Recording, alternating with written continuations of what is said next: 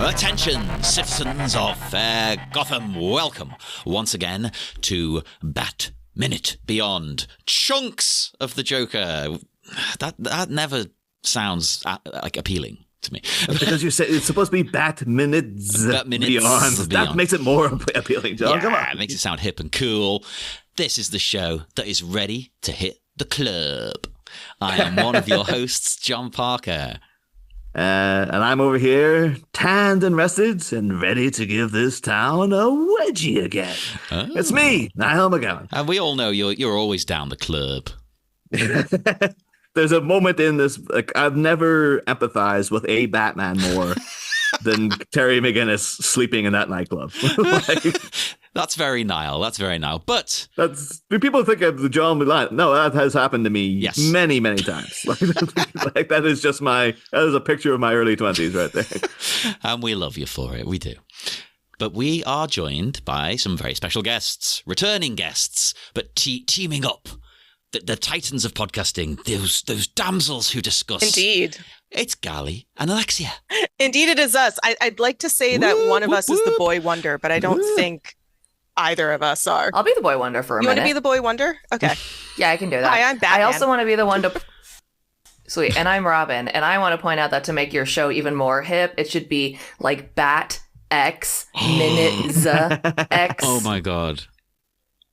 We didn't even think about the X. Oh, Niall, right, fix this. Come on, get on the artwork. That's only because, like, that's I said in previous seasons, way back when it was a more innocent time, about like how putting an X in anything made it sound cool, and then it got ruined by goddamn like-minded Elon Musk, I guess, where he's like, if we just call it X, people will think it's cool, and everyone was like, you've just ruined a letter of the alphabet. Yeah, it was cool until you did it. You know, it's like a singular.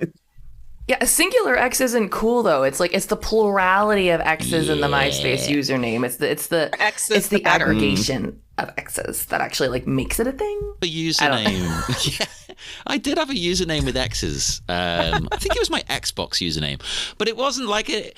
I was never an emo. I know emos started doing it. I did it before emos. It was cool before that.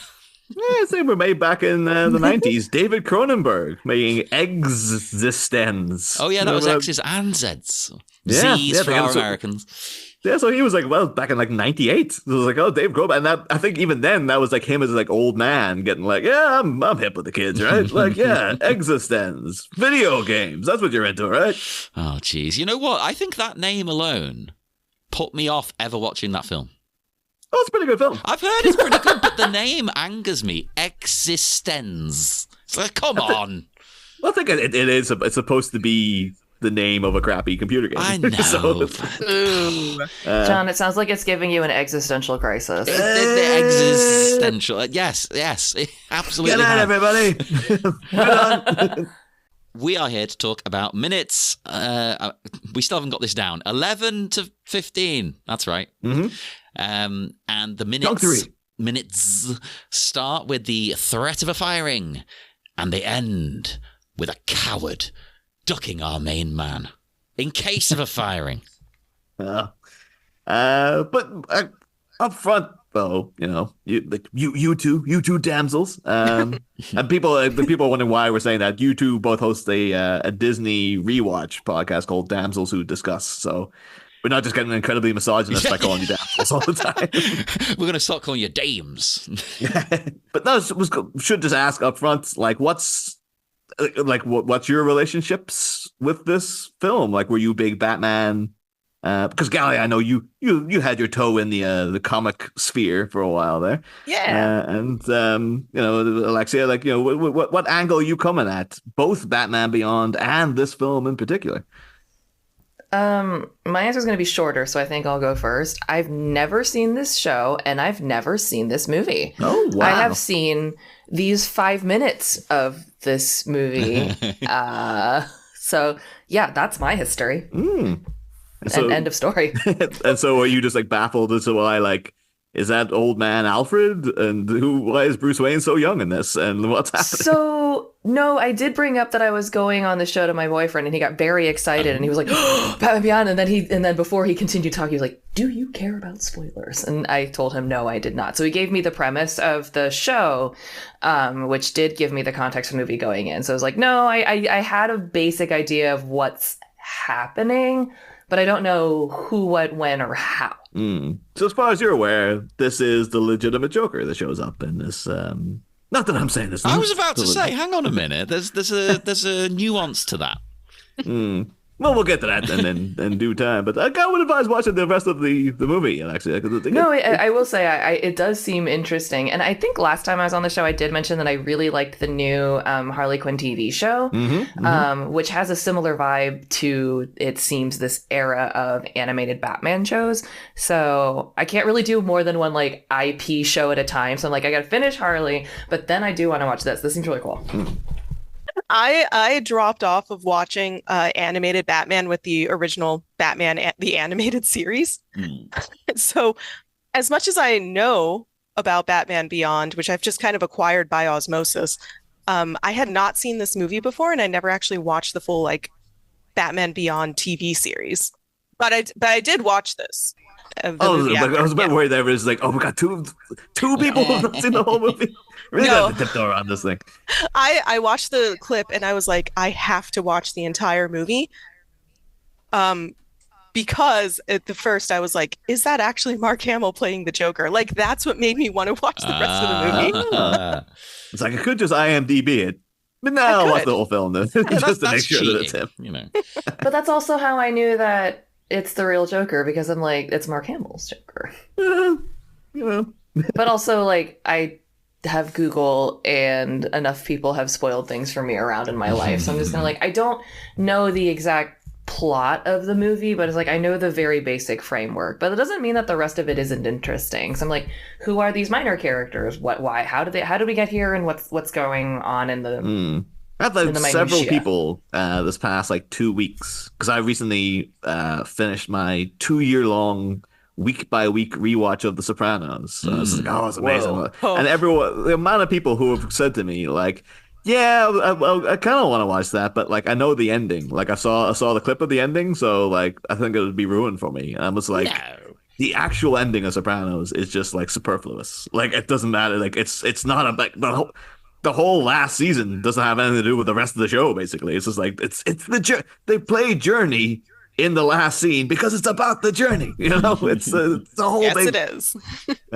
So yeah, I also like I would just advise seeking out more Batman Beyond in your lives in general, but also like this movie is legit pretty great.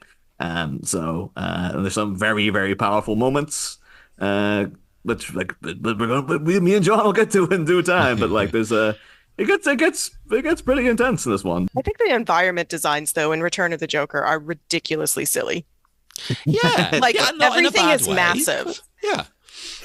I mean, we'll get to that nightclub, because I like just one of my notes is so literally much to say about that nightclub. Yes. One of my notes is literally just like, what is this? Like, what is this decor? Like, what were they going for?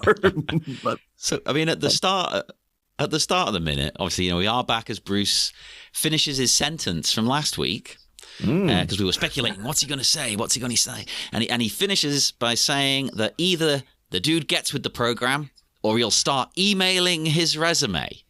Yeah. And I was thinking, like, find another job for him? That's quite considerate. Like, you're not just firing him. You're like, no, I'll find you something else first. Well, Bruce knows what happens when unemployment is rife in Gotham. Yeah, it's super just like, villain. Like, the guy loses his job, he's going to have to go out and try to steal pearls off some lady's necklace in an alley, and the cycle continues, you know. That's it. That must be what he's thinking. You know, he's like, okay, I hate this guy, but I can't do that to him. Come on. Well, there's no severance plan for old Batmans. No. Or old Robins. The thing is, it's supposed to be like you're supposed to be a self-starter if you're a Batman or a Robin. Like, you see how dedicated you have to be. You see in this chunk how dedicated Terry McGinnis is. Yeah. To being which is a little subtle thing in the relationship between Terry and Bruce at this point. As we mentioned there, as our previous guest Neil brought up, like in the opening episodes of Batman Beyond, there's a moment where Bruce Wayne. Very different show. Bruce Willis is just cameos at the beginning of Batman Begins. He's reprising his role as the baby from Look Who's Talking, but now he's like an old man because it's in the future. Oh, that is a deep cut. Why have they never thought of doing that? I'm not saying they should have done, but over the years, I'm sure somebody would have floated that idea of like, what if like the kids from that movie are grown up now and they've got their own kids? Look Who's Talking Beyond. Yeah. Well, I think now it would be the thing of like, well, it's Bruce Willis and people, he's not going to be in it. Well, they've missed the boat now, obviously, yeah. Yeah. You want them to grow up to be Bruce Willis, but then you would have to set it in the future because he was only like that baby is only born in like, 1990 or something. So you're just adding more interesting layers to this. Bruce Willis does have children that are in Hollywood. That's true. Yeah. Rumor has it. Oh. Hey! His daughter's called Rumor, in case that joke didn't land for anybody. But no, Bruce Wayne, like he's him and Terry. Like, sorry, in that first 2 episodes, Bruce Wayne was almost gonna let Terry McGinnis just get killed by the Jokerz because he's just so decrepit and cranky and just like the hell with everybody. And now he's at the stage where he's going out and like reclaiming his company and being like, yeah, I'm getting more involved with the people. And what I find really intriguing is that like he's still Bruce Wayne 100%, but like him then beginning this segment by going, yeah, I'll be doing all the Batman stuff, man in the seat, all that crack. And then also I'll be running Wayne Enterprises because who sleeps anymore? That's what I've always done. I'm Batman. Oh, I love that line, by the way, because, you know, Terry's worried, like you're not going to have time to help me. Who sleeps anymore? Because it's so Batman. It's a classic line almost. And also, I kind of identify with it because I'm like, I don't really like sleep. So I actually know someone. This is going to sound like I'm making a joke. I know someone who requires so little sleep and is so profoundly strong that I think that she, if anyone I knew in my life could be a superhero, it would be her. Wow. She is a internationally well-known athlete in the roller derby space. Her name is Freight Train. Great name. I have great name. She hits like one too. It's a bitch. But I bring this up because she literally does not get tired the same way that we do. There is something in her that physically does not render her tired the same way. So I've seen her play like 2 Division 1 level games and then she played the game and then went to Planet Fitness to perfect her somersault immediately afterwards. Because this is the kind of thing she does. She once taught a class and was staying at my place before going to the airport. And I was like, I'll be really quiet so you can like sleep for a few hours. She didn't fucking sleep at all. And it was just like, I don't understand. I'm just going to teach another class. Are you sure she's not a vigilante? No, I'm not actually. But the point I'm making is that it's sort of like maybe Bruce Wayne had the same thing in his youth, and that's what powered him. And now that he's older, he's like, I used to be able to not sleep, but now I have to sleep, and I'm still grouchy about it. But Terry doesn't have that because we see him Ambien walking through the club. Or maybe Bruce Wayne plays relative. How old is Bruce Wayne in this movie? Do they say, and I just missed that? No, I don't think they ever specify, because they never specified his age in BTAS either. But we know it's like 39, 40 years later. Well, plus, so don't they give you an age for the Joker? I think they say he's got to be in his 80s. Yeah. Oh, I thought it was 70s, but maybe it was 80s. Somewhere, when I was looking up stuff for this, somewhere I read that Harley said that she'd been gone for 40 years or something. Like, Harley makes a reference to it being 40 years. So it's however old they were at the end of it plus 40. And I always kind of assume that like they were in their like early, mid, late 30s. Yeah. Depending on who you're talking about. I think Paul Dini's always said like just take Batman's standard age at any given time to be 35. Which sense. I refuse to believe it now because I'm 36. So I'm like, I'm not older. I'm not older. Batman's clearly like 40. Like he has to be 40 because he has to be. He's always 5 years older than like you. Yeah. And then when I'm 40, he has to be 45. That's just the way it is. But no, so I think we never get like a definitive. I know there's what's called the Watchtower database on YouTube, which is a great source when you're looking into this stuff. But they've done videos trying to ascertain Bruce Wayne's age in this continuity, and it's like exhaustive to the point where you're like, guys, I've talked about every minute of like several Batman films, and I gotta tell you, I wouldn't do this level of research into that. So, well, yeah. Well, like the thing is I'm not super surprised that he's in his 70s or 80s and he's still clinging to the fact that he has to still run his company and still continue to be Batman. It's so typical. It very much is. It fits the character that we know. Because when you see the first couple of episodes of the show, he's very much not like that. He's kind of given up on the whole thing, and he's almost dead inside. Yeah. It's Terry that's bringing him back out. And what I really love about their interaction, though, is that like Terry alludes the fact that he's going out in the club, and he's just like, "Oh, the night is young, and so am I." And Bruce has a genuine kind of, even looking at the way the man made his face, he has a look of concern of like, "You're not going out, are you?" And it's, I think a night's rest might be more productive. And you're like, "Oh, that must be just good advice from Batman to Batman." No. That's 100% an Alfred line. And it's just I think it's quite nice because when Bruce Wayne was younger, Alfred would be saying this to him all the time. And Bruce would be like, "Nope, I'm out. See ya. Like, I'm too busy being Batman and Bruce Wayne. I don't have time for sleep." Yeah. And Alfred would always be like, "Oh, well, okay." And just like have to deal with it.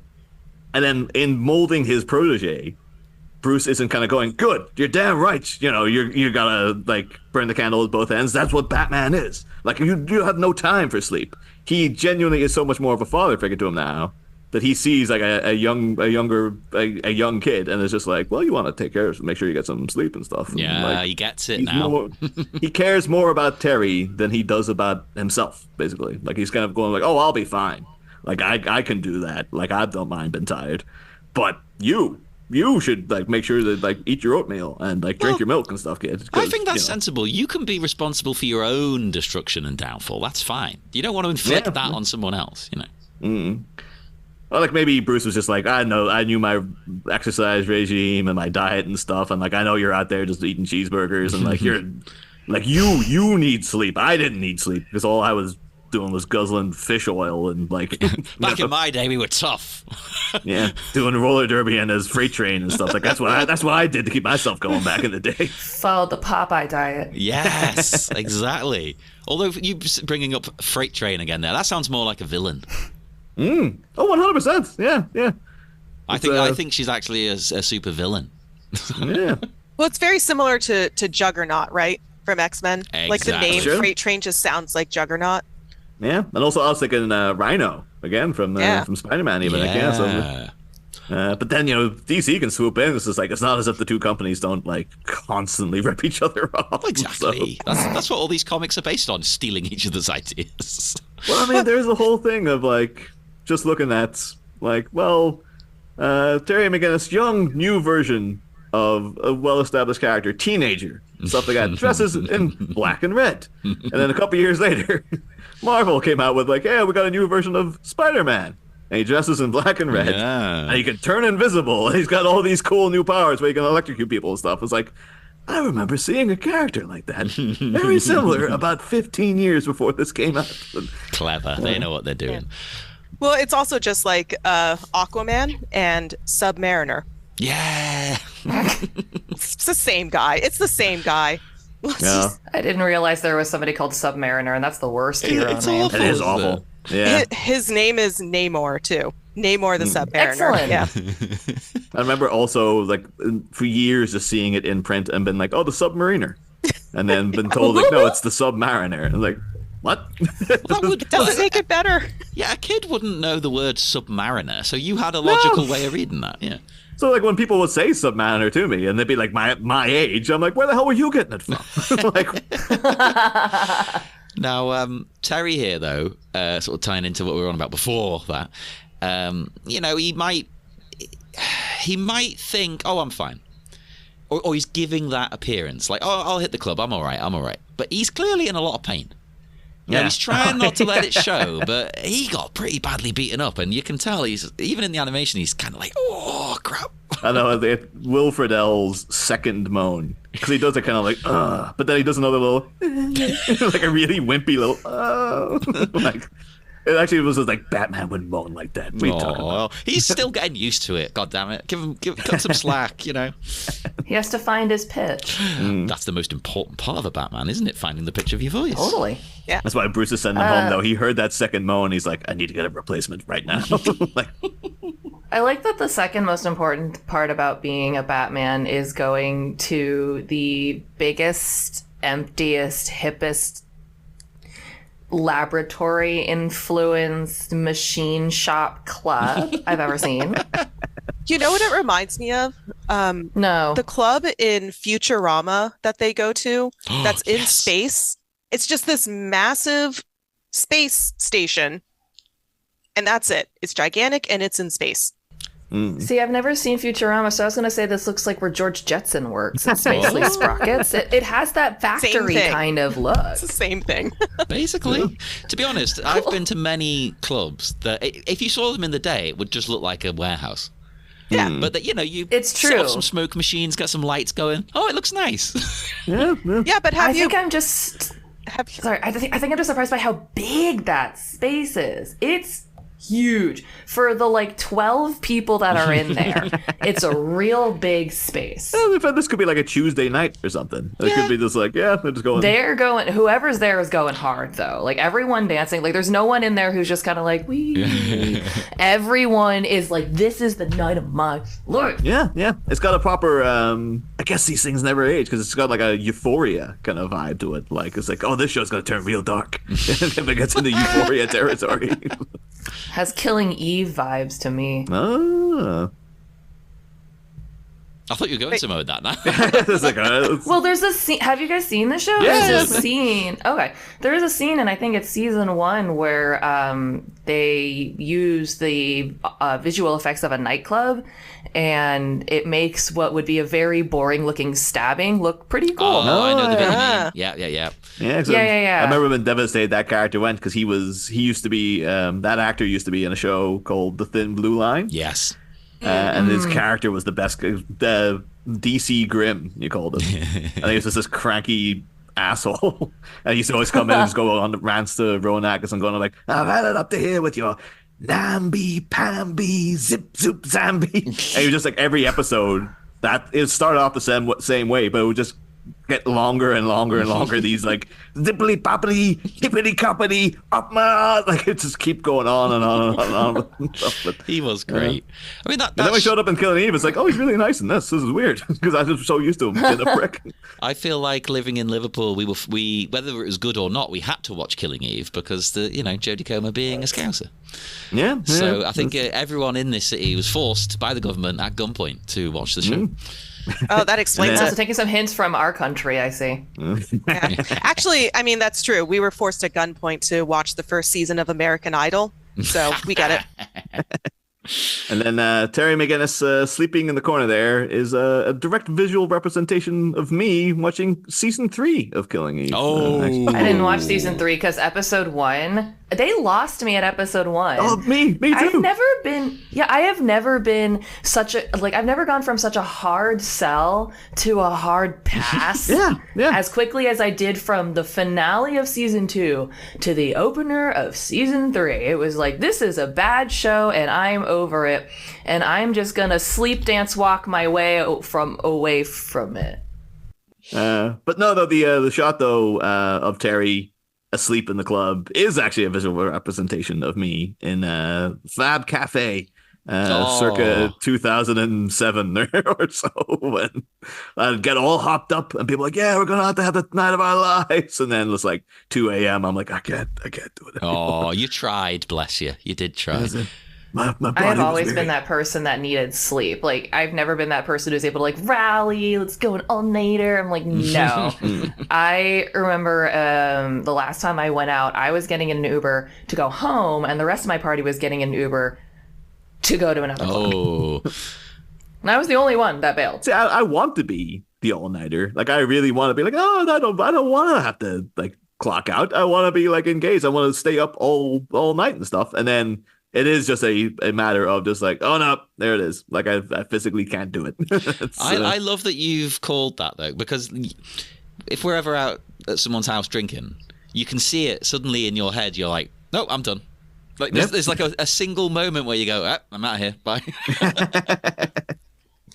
I also have that look. Yeah, I know the amount of people who are like still like they're even older than me and John, and they're just like, yep, we had a party this weekend where everyone was up till like 5:30 a.m. and like, yeah, it was great. And then I was just like, oh, I was there. Yeah, I left at like 1:30 because it was just like, yeah, I was tired. I don't. Some members of my party have like children.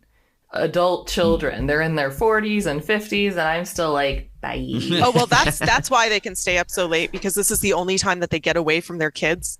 That's what it is. That's it. It's like they've got to take Super that opportunity. Well, I think that too, because I've started like because I was freelance for so many years, and now I'm working a good old fashioned 9-to-5 job. I'm just like every weekend, I'm just like, I have to get as much out of this weekend as conceivably possible. So I'm chugging coffee on Friday nights. It's like, no, I'm staying up all night. I don't care if it's just me sitting in the house doing nothing. I'm staying up, goddammit. Exactly. Now you understand our pain, what we've all been going through now. Yeah. And it's just like, yeah, well, Sunday night, no, I gotta go. I gotta stay up late Sunday night too, because I can't make sure to get up early on Monday morning, you mental. Why would I waste the weekend time? Well, that's what Dana says here. She basically is like, you don't get to waste my time. I don't care how tired you are. We're gonna dance on this neon dance floor. Yeah, I get it. Like some people might think, oh, that's not nice, because he's tired. But she's trying to have a relationship with this guy. It's like, come on, this is our one night, and you're falling asleep. At least try. Come on. I'm conflicted. One, because I guess like all of you folks wouldn't be all that familiar with Dana, but the entirety of her story arc is this scene. Oh, this Great. is all they ever did with her was just like, yeah, she's Terry's girlfriend. well, even in like the episodes, is she not really a thing?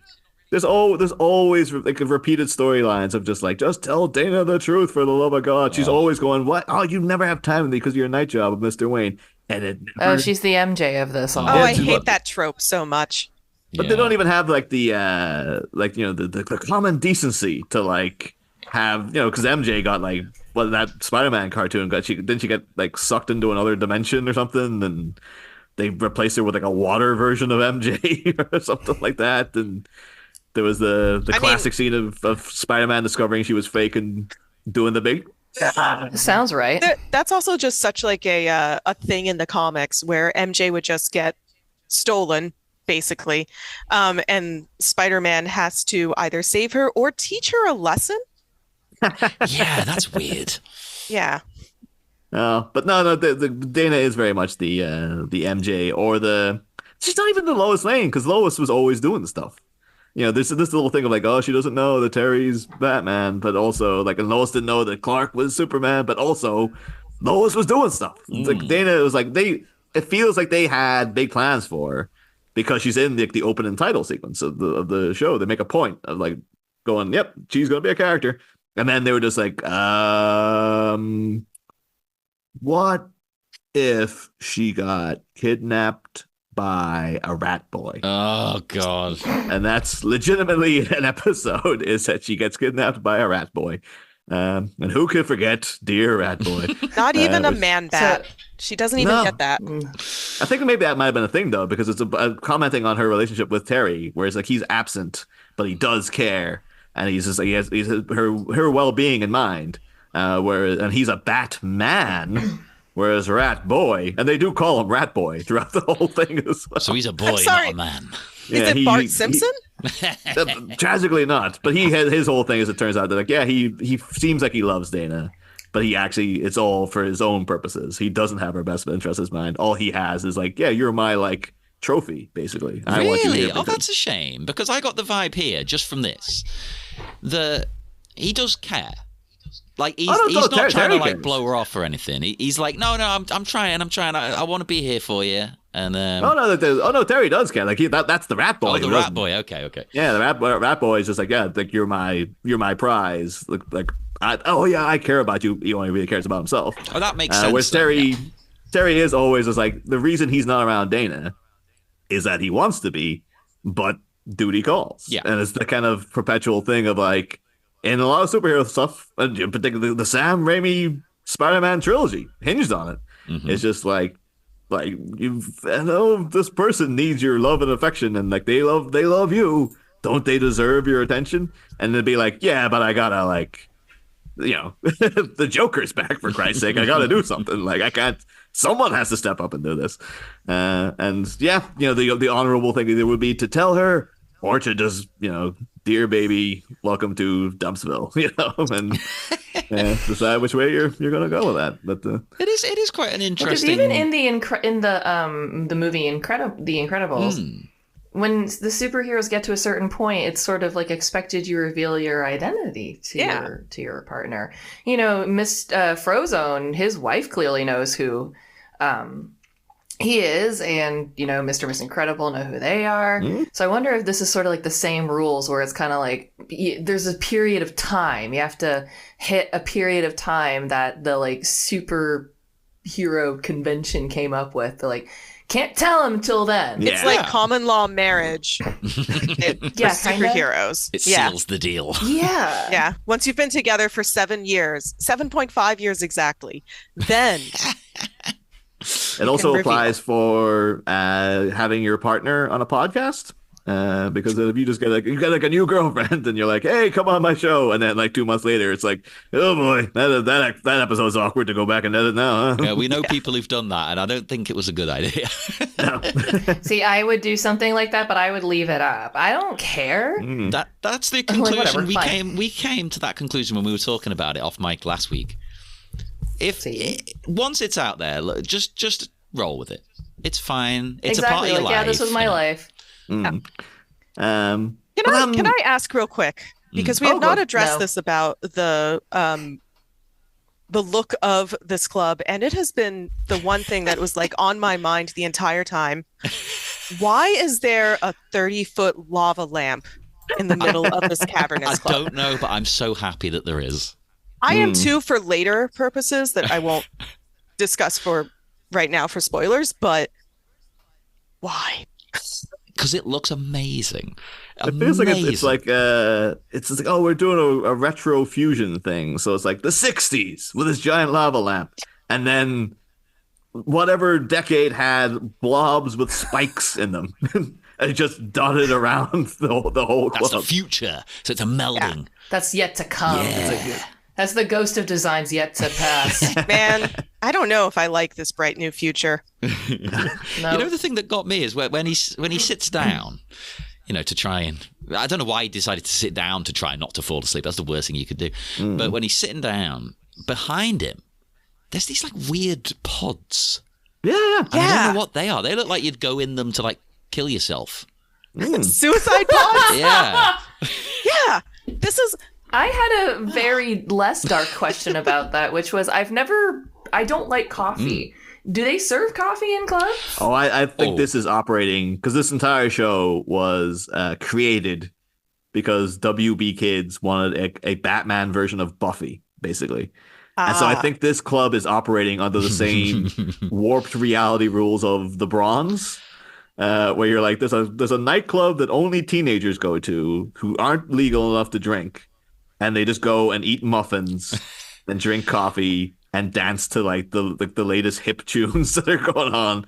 And what it sounds like a better time to me than most clubs, honestly. Yeah. Yeah. Like I think in Buffy, the Bronze got away with it because the Bronze felt like somewhere, you know, you said they're eating muffins. It felt like somewhere that does food in the day. Like maybe people will go and grab a bite to eat. A bit like here in Liverpool, we used to have, you know, Mellow. Imagine that twice the size. That's the Bronze. Yeah. They have a band on, there's some food, you know. The Bronze is also that thing because it's a small town and like they always get in these big acts. Yeah. And then it could literally be like, it's a school night, but everyone's going out to the Bronze that night. It's like, does nobody have homework? Like, what the hell is going on with you kids? But the thing here is this is a nightclub. This isn't like the Bronze look like a kind of bar without booze, you know. This is proper This is like early 1990s hacienda Yeah. in Manchester, where it's just like somebody's like snorting crack in the toilets. There's people in jail. There's guys with guns secluded under their coats in this nightclub. You can be guaranteed. It sounds like Ultra Bar for those of us from the DC area. The I was gonna DC say- area, the DC era in this very movie, right? There you Yeah, go. we are from the DC era, technically. It's true. I was going to say, but Hacienda had some pretty famous acts show up there, too. Yes. Yeah. This, not so much, aside from like the person serving You don't know them. that. Well, that's fair. I guess later we get a famous act to show up. We did find out this was a Tuesday. Maybe on Friday they have like their Taylor Swift. Oh, that would be Ooh. good. Yeah. She performs on top of the gigantic lava lamp. That's why it's No, there. inside of it she can breathe. I was thinking about one of my notes for the giant lava lamp was like, I like to believe it's the final resting place of Clayface. Is that Bruce Batman knocked him into like this big thing and then sealed it. And he's like, no one must ever open this. All the And so blobs it's are like- him. Are Clayface. Yeah, all the blobs inside are just Clayface trying to reconfigure himself and just been tortured Ugh. for all time by like the terrible early 2000s industrial techno music that this club in 2040 is blaring 24/7. That's a good point. Wouldn't this all be like old music? I guess, but to them though, so like, it's like a 60s thing. But you know, like the way, like in, you know, the further away you get from a time point, things kind of blend together. So like, oh yeah, the 1920s and the 1930s and 40s are all just kind of like In the our same. head, it's the same, kind of similar. Yeah, Yeah. it's like all black and white people and all that kind of stuff. And then like maybe in 2039 or 2040, they're like, yeah, the 60s and the early 2000s. It's the same era, right? It's just like, yeah, Yeah. hippies and then, you know, Slipknot and Korn and stuff. Like, yeah, they're all... You're gonna eventually have people asking questions like, honey? Yeah? What year did Mean Girls come out? What year was that? Oh, no. Which one? Which Yeah, version? which one? Yeah. The real Mean Girls, honey. We don't talk about the other one. You know what? Since that came out, I don't think I've heard a single person talk about it. I don't know. Maybe other places are different. I've never seen it for sale at a club. Except, I think maybe that club here, the Crazy House, had coffee. I don't know. Maybe it's just that nobody... Because you need at least the heating elements for that kind of thing. Yeah. I see coffee in clubs because they'll use them in cocktails. Yeah. I've seen But that. beyond that, yeah, you don't just see somebody sipping a mug of a hot cup of Joe. Walking around, can I get you a cup of Joe? Yeah, or Trying to scream that over Darude. or in this, as in this scene, apparently getting a local diner waitress to just show up in the club. Yeah, she was just wandering around like ready to be summoned, Yeah. like the peanut lady at a ball game. Yeah. This bitch is coming over and it's like, can I get like a slice of key lime pie? It's just like, what? Do you want ice cream with that? Yeah. This is the back. Whoa. Oh. Yeah, a cup of coffee, please. You know, I think clubs are missing a trick. I think maybe they should do. Because, you know, people who aren't like, some people go to clubs still, they're not drinking. You've got to cater to that audience. And coffee will keep them there. It'll give them the energy. Yeah, something not water. Yeah, exactly. And what people get sick of drinking just like Diet Coke or like, come on, you've got to mix it up. You can't just be drinking Coke.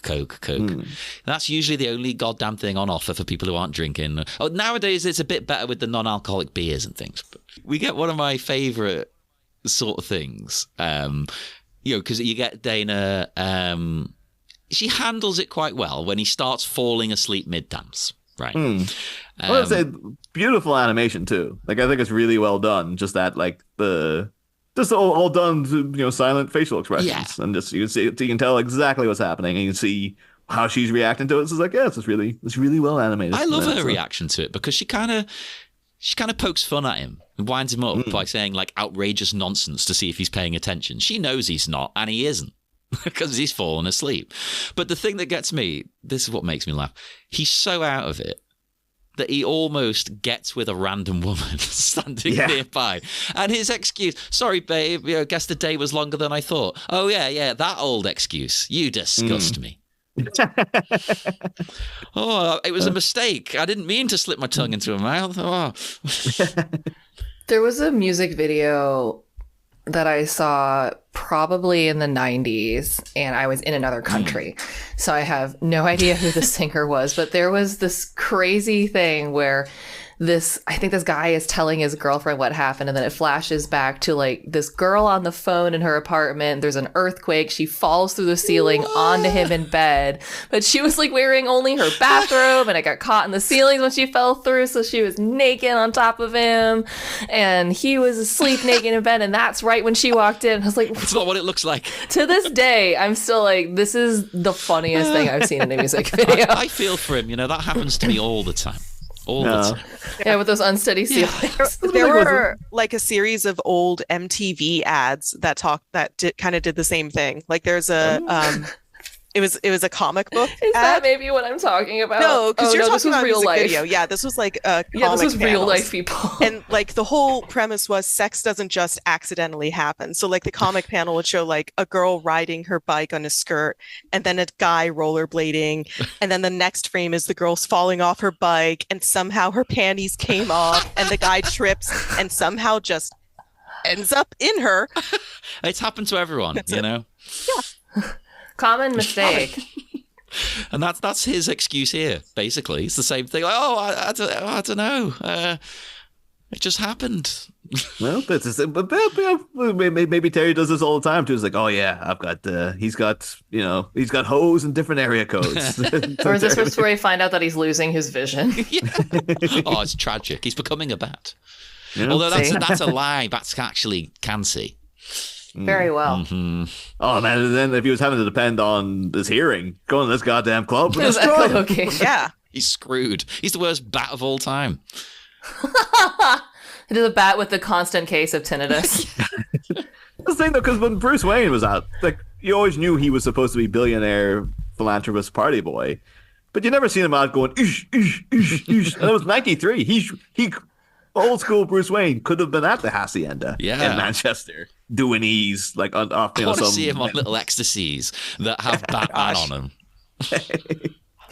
We need that. We need that movie. Yeah, going out for a kebab and stuff, like going to Kebabish afterwards for like a really greasy doner kebab and stuff. Like, Alfred, I'm not coming home. It's like 4 a.m.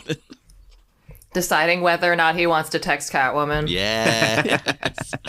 You know what? I've had a lot of bad things, happen, as we all have. But that's the one thing I've never done, I think, is send, not even thirsty, just send messages like that. For some reason, I've never done it, and I thank God, because it seems like everyone else falls into that trap. That'd be great too, because like the time difference would be like 8 a.m. or whatever where Selena is, and just like, or like 10 a.m. and she's just like going about her day and getting a text message going, you up Yeah. at the club. It's 1:30 in the afternoon. I'm at brunch. Like, of course I'm up. To be fair, we get that from regular guest of the show, Dave Pallas, doesn't he? He always messages with that. He says, you up? And it's like, yeah, Dave, we're like hours ahead of you. Yes, we're in the middle of our workday. That's also too, it's like just one time. All you have to do is look up one time what our time zone difference is. Like, I think he does it deliberately just to wind us up. Like she is, there with her little jabs at him. But I have to say too, in terms of the dancing, could not let this go. And I feel John and Gally, you'll both get this, I guess. But Alexia, I would highly suggest that you look it up because it's amazing. But just the people dancing in this club brings to mind the opening of Batman Beyond, the opening intro sequence. Yes. And just the funniest thing in the whole thing, because it's an amazing piece of animation, really beautifully constructed. Talked about last minute, we're like, oh, they're doing things like there's little action figures in there that you think are early CGI creations that just look that good and stuff. But at one point, it does cut to like the music breaks down and it goes into this dong dong.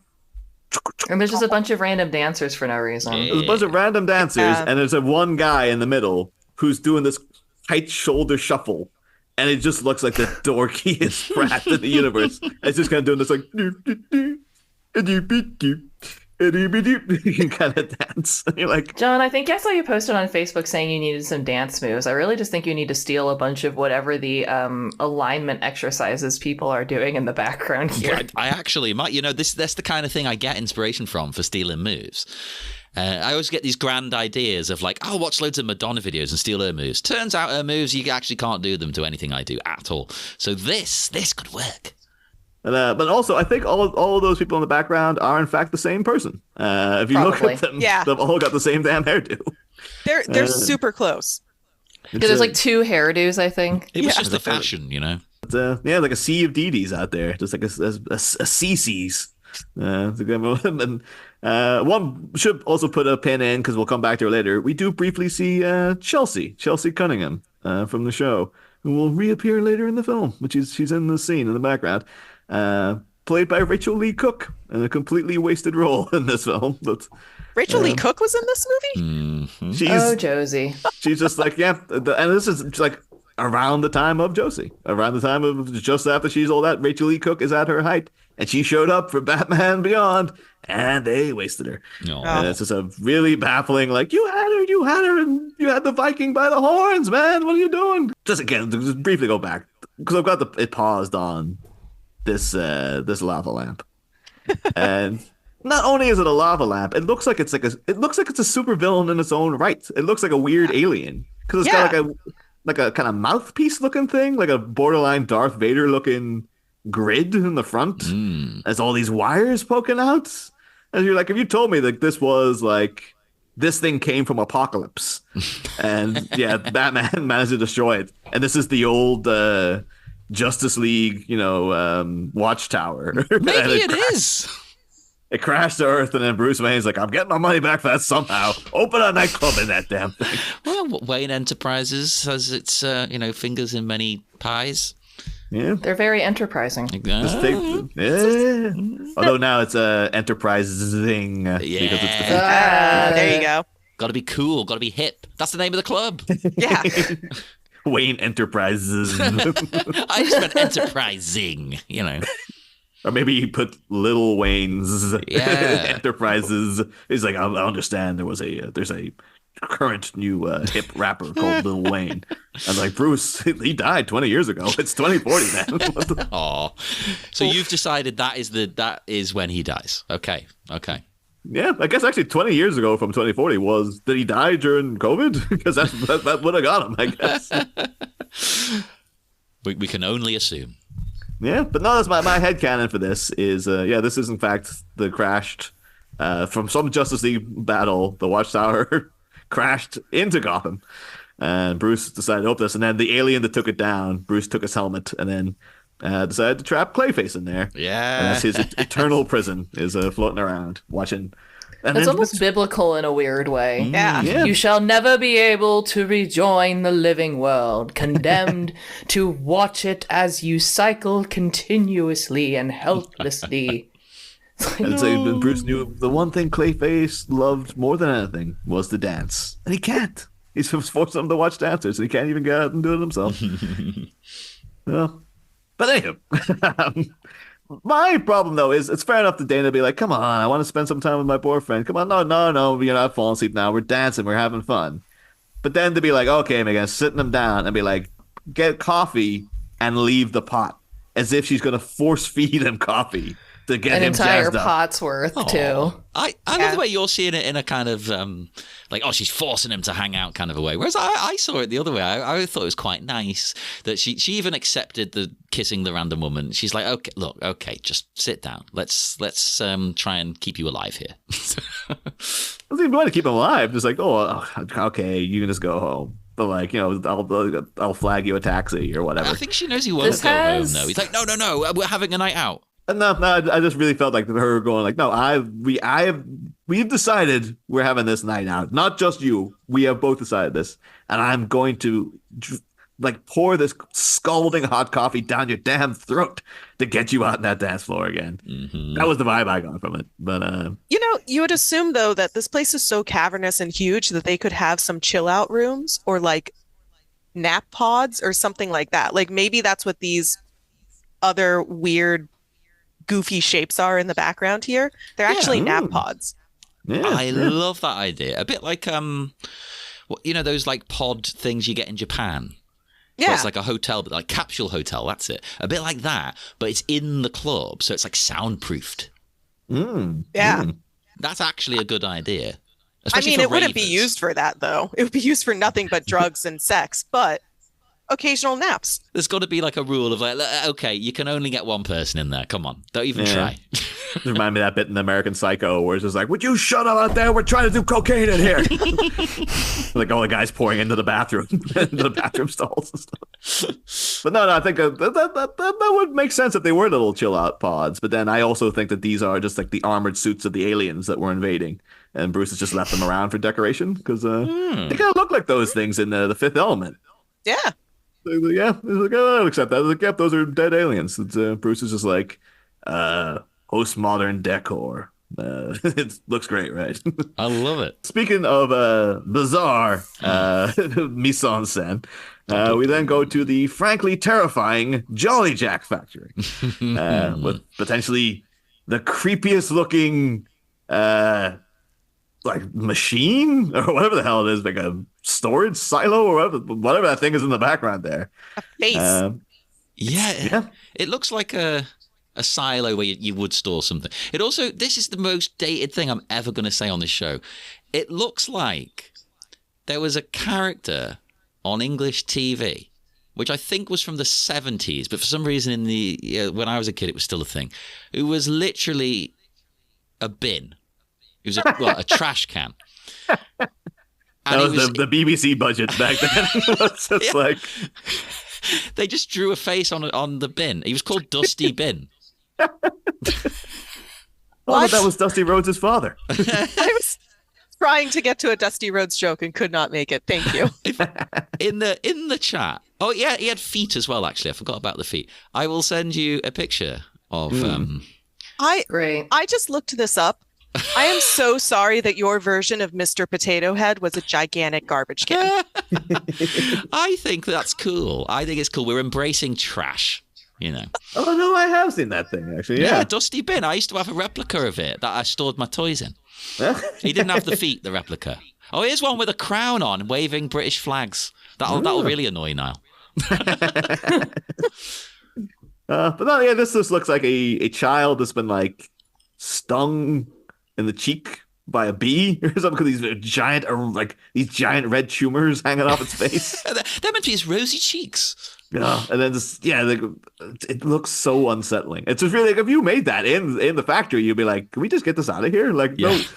Why do workers need to see that? Like, what the hell is it?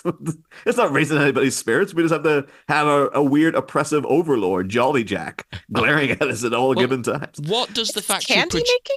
That's what I was thinking. If it's candy, I can kind of see why they might have a little mascot like that. And maybe there's the sugars stored in there. I don't know. Yeah, I believe it is. Because like throughout the film, you see them going around in Jolly Jack stuff. And I think it is like, I think that candy, as you know, Americans would call it, the sweets, the penny things. Sweets. Yeah. But like, yeah, I think what he's eating is like old moldy candy from the Jolly Jack machines around the place. My favorite. Well, maybe it has a shelf life. You never know. It's like all these things are just that full of preservatives and chemicals. It's just like, oh no, Jolly Jack will last until the year 3040. I mean, when you're the Joker and you're already full of preservatives and chemicals, it doesn't really matter what else you put in your mouth. Basically. But yeah. Now we get it's a pretty good scene. I'm weirdly conflicted on, but yes, we get you know the Jokerz going back to their buzz. I was going to try to say boss, but there's their buzz.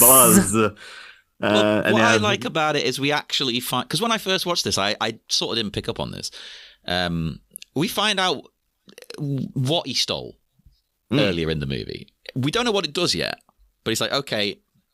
It's this, what does he call it? I wrote down the exact words he calls it. Where is it? Memory board. It's a memory board. So you're like, okay.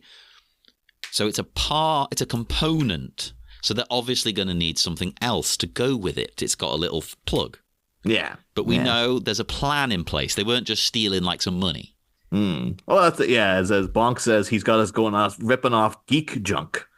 Rather than no cash, because it's basically stealing components of something rather than actual, you know, robbery per se. Like, which I get the vibe that although these are quite young, these people, maybe they do a bit of robbery. You know, they go around, they hit the local stores, they steal from the cash register. You know, yeah. We within this scene, we really kind of get we see the limits of the Jokerz for all their bravado, because they are very clearly terrified of this guy, of the boss. And even though except for Bonk, who I believe is played by Henry Rollins. Oh, he is. Oh, yeah. I still can't get over this. It's blowing my mind anew. Yeah. Is God, like, because and the fact we have to alter like our usual sort of method of recording, because doing it in chunk form. But used to doing it minute by minute, you'll see actors pop up and you're like, oh yeah, I must get a bunch of stuff about them, and then just like seed it throughout the rest of the whole thing because we got so many episodes to fill. And then this was just like, yeah, Henry Rollins, we're gonna run to talk about him. It's like, you better talk about him now because he ain't in the rest of the movies. So yeah, I've got Henry Rollins material up the wazoo now. Either of you two, though, you Black Flag people, or what's your familiarity with Mr. Henry Rollins? I enjoy Henry Rollins in many aspects of media, whether it's Black Flag music or just punk in general, and how he's helped uplift that scene, or his acting, such as voice acting in Avatar. Yeah. I know that. And again, you've just blown my mind. There's just something about it. Whenever I hear he's in anything, I'm just like, what? He's the perpetual thing. No matter, I looked up, he's been in like 90 things. And yet, every single time he shows up in anything, you're just like, Henry Rollins, what are you doing here? You point at the screen and just go, Henry Rollins, like when you drive past cows, He was in the last season of Legend of Korra. That's like a major character, too, yeah. He's like a proper, like he's entrenched in the mythology. Yeah, he was the villain, Zahir. I like the roles he picks, because it would be simple for him to be like, oh, I'll be like a punk rocker in some movie. But like, yeah, get Henry Rollins in. He's the punk guy. But he seems to deliberately not do that and be like, no. I'm going to be a cop in Bad Boys 2 or whatever. Yeah, he has played a wide range of roles. Should mention, first and foremost, though, this isn't his first rodeo with Batman Beyond. He actually had a recurring part throughout the main show of the great character Mad Stan. As Mad Stan was a recurring villain. If you want to quickly Google a picture of Mad Stan, you will note that he looks exactly like Henry Rollins. And yes, oh my god, it is this him. Yeah. Wow. His whole thing is that he's like a anti-conformist, kind of Antifa mad bomber. And he just goes around ranting about the feds and how everything's a conspiracy and he's taking down the system, etc. I bet all the right-wing chuds have latched onto him.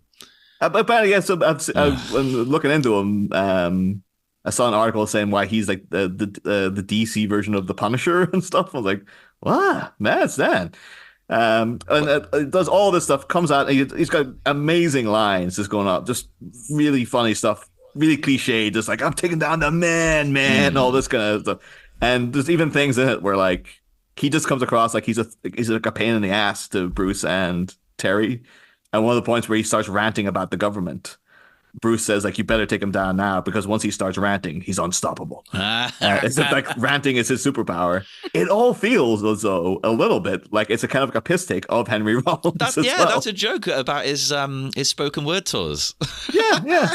Because Henry Rollins, of course, like and not like a lip service kind of guy. He is a proper intense political activist. Like he's out in Uganda. He's going around the world. He's trying to like spread messages and like very up for taking the piss out of himself because that character was quite blatantly just a kind of riff on him as a person. And he came back to play him like 3 times. And then he was in this movie as well. So he clearly enjoyed his time with them. Yeah. Unless he just literally never watched the show or something and just didn't realize what they were doing. To be fair, if he's anything like me, yeah, if I voice acted in a show, there's no way I'd watch it. Oh, I'd love to see what your character looks like and stuff. I wouldn't want to know. I'd be like, no, completely divorced from it. Much like the listeners know, I've never listened to an episode of this show. I I listened to the one of the specials that you edited, John, because I kind of listened back to the show in editing. Yeah. And so I'm kind of like, oh, well, I don't ever need to listen to it as a show. And then I think it was the B minute, April Fool's one we did. I listened back to that with friends Ricky and Ash. And I was just so happy. I was like, oh, that actually was really funny. That was really entertaining. It was a good one, that. Yeah. Classic. But no, apparently Henry Rollins, he's very kind of famous in like, he's not classically trained in anything. No. He frequently refers to himself as just an opportunist. Like, he doesn't consider himself a musician. Apparently, he says like he's written 27 books, but he doesn't consider himself a writer.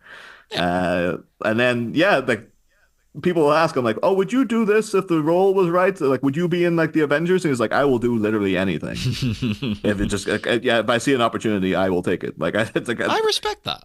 Yeah. So he's really, and he sometimes though he does grate a little bit. Yeah. Have you seen these? Because he's very intense. He's all about like living things hardcore. Yeah, I don't think you could hang around like if he was your friend. You couldn't like hang out with him every weekend. No. But he's like straight edge. He doesn't condone drinking, no smoking. I was listening to an interview with him. Apparently, he's been like maybe I don't know, maybe since he's hooked up with someone, but like he's saying he'd been like single for like 20 years. Whoa. And he was just like, yeah, I just like people waste my time. I don't want to know about it. I mean, I get there. If she's not in shape, I don't want to know about it. If she's drinking, I don't want to know about it. If she's smoking, if she's lazy, if she's not got a job, no. I'm like, I need someone who can. All that kind of stuff is a bit like, it's kind of sound like a bit of a judgmental asshole. I'm in the middle on that because they're all terrible things. But at the same time, as long as he's up front and he's like, look, okay, this is how I am, and we're not going to be compatible. Cool. Okay. Don't lead someone on, don't lie to him. But he himself is any real fitness freak. And you see him, he always just looks the same. He's looked the same since like 1978. As soon as he cut his hair short, he's looked the same. Yeah. Yeah. He just always wears that same black t-shirt and stuff. And he's just like, yep, that's Henry Rollins. All right. And yeah, it's kind of just fell backwards into being a film star. Like he started off in shorts with Lydia Lunch, another punk icon. Oh, we're doing the Rebellion Festival. She's on there. I might get to meet her. That's how I know our mutual friend of ours, John, Kate McGuire. She had a thing with Lydia Lunch. Yeah. Like, she wrote articles about her, and then somehow just ended up hanging out with Lydia Lunch a lot, and stuff. It was really weird. And then, his first big acting thing was a movie with Charlie Sheen and Kirsty Swanson called The Chase, where he was like a cop. It's something where like Charlie Sheen's like an ex-con who breaks out of prison, and he takes Kirsty Swanson hostage, and you can tell by the poster they fall in love. So there's no dramatic tension there, I guess. Henry Rollins is the guy going after them. And then to the weird trajectory of just like, The Chase, Johnny Mnemonic, which Keanu Reeves classic. Everyone remembers it anyway. Who was there at the time. I remember it. I wish I didn't, but I remember it. I always feel like people want to like Johnny Mnemonic. They're just like, no, we should try to make this like a redeemed cult classic. And then they do. They try it, and it's like, no, it is bad, though. There's just no way you can spin this one. But from that, he just goes from like, okay, so 2 movies to he's in Heat. He's in the Robert De Niro, Al Pacino movie, and Val Kilmer, of course, the same year as Batman Forever. Heat, absolute classic, Michael Mann, beloved thing. And then the next year, Lost Highway. He's just in a David Lynch movie now. And then his next movie, of course, is Jack Frost, as we talked about there, John. And then just from there on, it just keeps popping up. He's literally been in 90 things. Just pops up here, there, and everywhere. Every time to like varying degrees. He has starred in movies. He was in a vampire movie called He Never Died. Oh yeah. But where he was like the main draw was like, it's a Henry Rollins movie. Come on, roll up and see it. And then you'll just get him in little cameos. Like there's I don't know if you guys ever watched the show You're the Worst. No, but I do want to say the title He Never Died is such an amazing title, because if you just Google Henry Rollins, He Never Died, like I don't know, that is a term. Oh, how was Henry Rollins? Oh, he never died. He can never die. What? There used to be a sketch by Harry Enfield where he just had a character who would be like accused of doing something, and he'd just go, "Oh, I never." And it was a big thing in the 90s. But every time when it popped up on Netflix, whenever it said he never died, I just He never. But no, he has a little cameo in You're the Worst, where it's just like he literally pops up on the phone screen for a second. And people are like, is that Henry Rollins? And they're like, I was like, yes, that's the exact reaction that people should have when he shows up and things. He's in something called Live Freaky, Die Freaky. Oh, I've heard of that just because the name sounded kind of sexy. Which is a puppet movie starring all of Green Day. Okay, not so sexy. And a lot of their affiliates. And it is in a distant future, a cult forms around the Manson family. Oh, doesn't this have like Rancid in it? Yeah. And Charles Manson was mistaken for the Messiah. Meanwhile, in 1969, Manson convinces his followers to murder Sharon Tate, which I believe it's like back then people would be like, oh, that kind of edgy humor would have flown. I think nowadays people wouldn't make a Billy Joel would be out going like, no, I really regret making that Live Freaky, Die Freaky thing. It was very offensive to the memory. But then speaking of Rancid, he's also in Teen Titans playing a character called Johnny Rancid. What? Okay, no, that's nuts. Yeah, literally, obviously, because he's a kind of a punk rocker guy with a flying motorbike and stuff. And it's obviously a little riff on Johnny Rancid. That's amazing. Yeah. And tons of stuff. Just freaking, he's Robot Man and Batman Brave and the Bold, Legend of Korra there. Adventure Time. He's playing Triclops in Master Universe. And every single time when you're just like, I wonder who did the voice of Triclops in this. And at the end, when you see Henry Rollins, you're like, the Black Flag guy. What are you doing here? It's like, he's an actor. He's been an actor for 40 damn years now. I'll never get used to it. Sorry. No. I absolutely love when old rockers just kind of decide to show up in all of these random things, like Flea playing a voice in the Wild Thornberrys is fantastic. Iggy Pop playing a dad. Yeah. Wonderful. Bring it on. Give me more. One of our favorites with Flea is just the way he randomly turned up in Obi-Wan, the show. Yeah. And it's just at the end, because they didn't put his proper name, his legal name. It was just in the Star Wars font, just seeing Flea. No, that doesn't look right. Oh, it's amazing when they do it. I love it. That actually did happen with Johnny Rotten. He was an actor in a couple of things randomly. What was that? It was with Harvey Keitel in something. Cop Killer. Oh. I don't think I ever saw that. It's got two titles. It's called Cop Killer, and it's also called something else. Let's see. Cop Killer, and it's also called Order of Death. Okay. It's got Harvey Keitel, John Lydon, and then a bunch of people I don't really know their names. But also should say now Johnny Rotten is on The Masked Singer. So. Oh God, yeah, that was nuts. What the hell? How far they fallen? Jesus, and let's not even go down the rabbit hole of politics. We'll ignore him for now.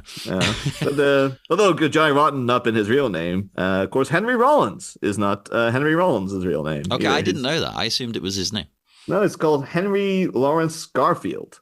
No, I can see why he changed it.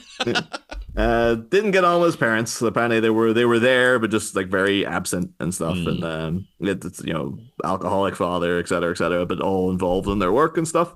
And apparently he got the name Rollins comes from like when he was in school.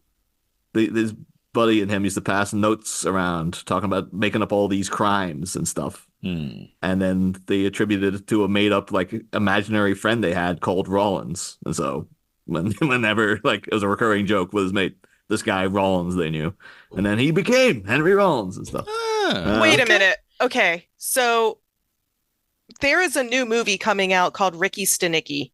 Oh yes. Have you guys seen the plot of this movie or heard about it? I've just seen that John Cena's in it. That's all I really know. You would think, but as a wrestling fan, I would have looked up the plot or something. No, all I know is what Niall said. I know John Cena's in it. Okay, so the plot of it is a group of friends made up this guy named Ricky Stenicki, who they've just kind of been blaming stuff on for years, or they'll use as an excuse. And now I'm realizing apparently they stole that plot from Henry Rollins' life. Yeah. Henry Rollins is going to be in it. There you go. Yeah. I mean, at the end, they'll take like John Cena will take off his head and there's Henry Rollins underneath. And everyone's like, Henry Rollins, what are you doing here? What a transformative role. Oh, this sounds amazing. I'm definitely watching that. But there are tons of little things, though. Apparently, he is the basis of Negan in The Walking Dead. Like, when they were doing the comics. Okay. The drawing and the whole drawing. attitude. Okay. Oh, okay. Yeah, but the drawing and the whole attitude was like, yeah, this character is based on Henry Rollins. So much so then when like the show was coming around, people were like, you should go audition for that. And he's like, I will go audition for that. And he's like, yeah, I didn't get it. So it's like Charles Chaplin not winning the Charles Chaplin lookalike competition. It's like, yeah, you based the guy on me. What do you mean I didn't get it? Like, no, you're out. If you showed up, I won't be like, what the hell's Henry Rollins doing on the show now? Like, is that the Black Flag guy? Get out of here. But yeah. He's just, there's tons of stuff about it. Again, if this had been a minute-by-minute season, we could have kept Henry Rollins material going for weeks. There's so much stuff about this guy. We'll do it. You would have been rolling with Rollins. Oh! Right, we're doing a Henry Rollins special at the end called that. I mean, we've got tons of stuff. We could just do a hiatus episode on Lost Highway now because Henry Rollins is in it. So. Well, don't tempt me. Yeah. Even though it's not my favourite Lynch, but I don't care. It's Lynch. That's all I want. But yes, anyway, back to the actual chunk of stuff that's happening here. Oh, yeah. So he's, he said when he hands him the chip thing, he's like, I know it's not much, but, and I love the way that the boss, let's just say the Joker. It's the Joker, people. Cuts him off. It's not much. It's nothing. He's very angry with them. They didn't get everything they were after. They've disgraced his name with their failure. Jokerz. Yeah, you're not even worthy of the Z at the end. Well, Bong just stands up to him. He doesn't even believe he's the real deal, which you could argue he's not. That's a twist, but he also is. Yeah, I mean, he's the closest we've got to a Joker in this movie, I guess. But...